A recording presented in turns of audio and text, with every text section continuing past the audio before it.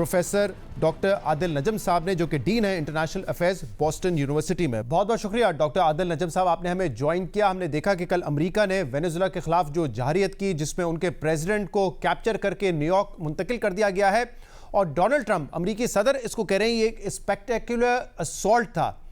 آپ اس پورے آپریشن کو کیسے دیکھتے ہیں، اور جن عزائم کا اظہار کیا ہے ڈونلڈ ٹرمپ نے، اس پر آپ کی کیا رائے ہے؟ دیکھیں جی، اسپیکٹیکولر اسالٹ تو یقیناً تھا اس حساب سے کہ دنیا چونک گئی، اور ہر دیکھنے والے نے اس پہ کامنٹ کیا کہ کتنی پھرتی سے وہ وہاں گئے، انہوں نے ایک دوسرے ملک کے صدر کو اٹھایا اور واپس لیا.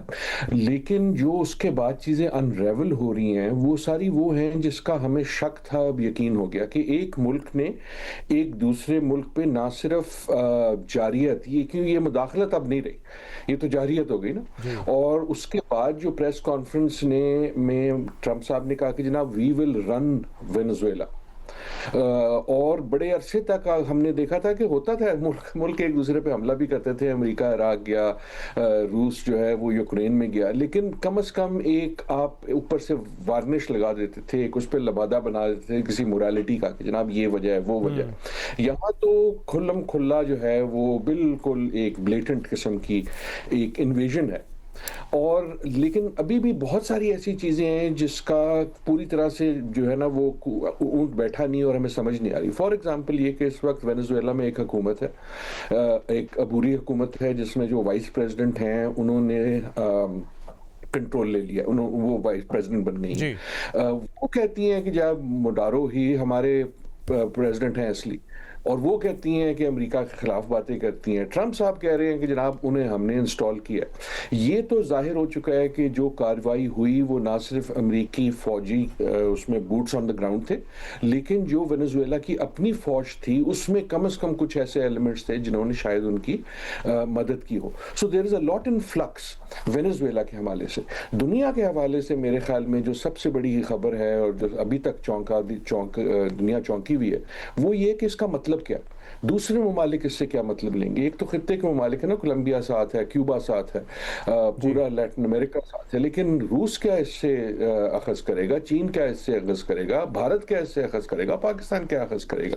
کیا اب جنگیں اس طرح ہوں گی کہ ایک ملک جو ہے وہ دوسرے پہ جا کے کھلی اس طرح کسی کو اغوا کر لے گا. سو ان اے وے جو ہم دیکھ رہے تھے اس کو ایک اور قسط ہم نے یہ دیکھی کہ ٹرمپ صاحب نے جو اسٹیبلش نارمز، رولز ہیں، جو قواعد ہیں، اس کو الٹا دیا اور تہز نہز کر دی. تو عادل نجم صاحب، ایک تو یہ جب وہ کہتے ہیں کہ we are going to run this country at least till the transition, وہ رن کیسے کریں گے؟ کیا اپنی مرضی کی حکومت وہاں پہ مسلط کریں گے؟ یہ ایک طریقہ ہو سکتا ہے. دوسرا، صرف رجیم چینج نہیں، جو آئل ریزروز کے بارے میں بات کی جاتی تھی وہ بھی اب ڈونلڈ ٹرمپ صاحب نے کل اس کو بڑا کلیئر کر دیا ہے کہ انٹرنیشنل جو یو ایس کمپنیز ہیں وہ وہاں پہ جائیں گی، بلینز آف ڈالر اسپینڈ کریں گی آئل انفراسٹرکچر پہ تاکہ زیادہ آئل وہاں سے ایکسپورٹ کیا جا سکے. اس سے وینزویلا بھی فائدہ کرے گا اور امریکہ کا بھی فائدہ ہوگا. اور ان سے جب پوچھا گیا کہ جو ابھی آپ نے ملینز آف بیرلز وہاں اپنے قبضے میں لیا ان کا کیا کریں گے، انہوں نے کہا وہ بھی کمپنسیشن ہے امریکہ کے لیے، وہ ری امبرسمنٹ سمجھو اس کو آپ.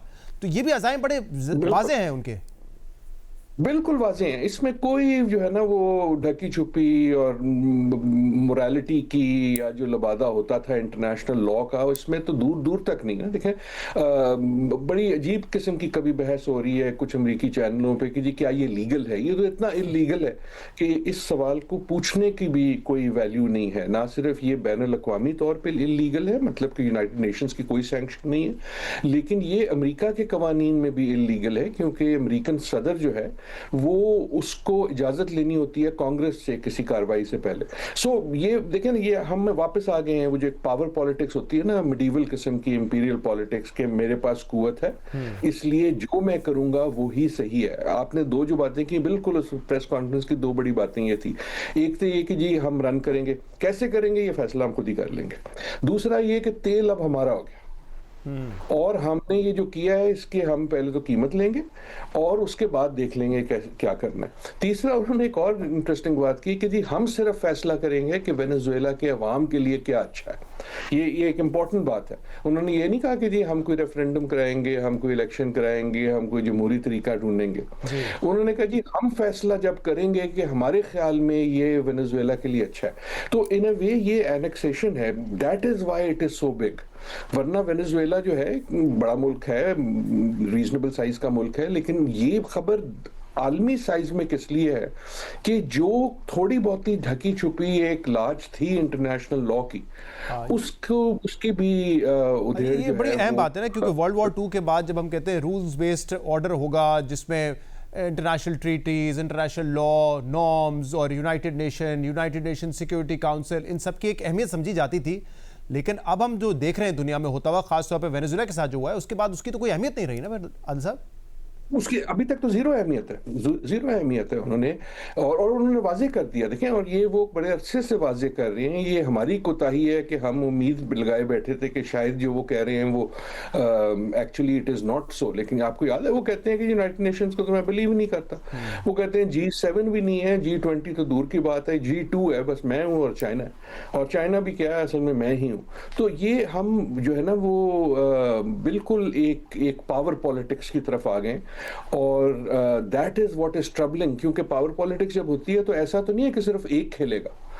اس وقت جو ہے جو انٹرسٹنگ گفتگو یا اہم گفتگو ہے وہ صرف وہ نہیں ہے جو واشنگٹن میں ہو رہی ہے یا جو وینیزویلا میں ہو رہی ہے. دنیا کے ہر کیپٹل میں بالشمول آئی ایم شور اسلام آباد جو قوتیں ہیں وہ یہ سوچ رہی ہوں گی کہ یار اس کا کیا مطلب ہے، نئے رولز اب کیا ہیں.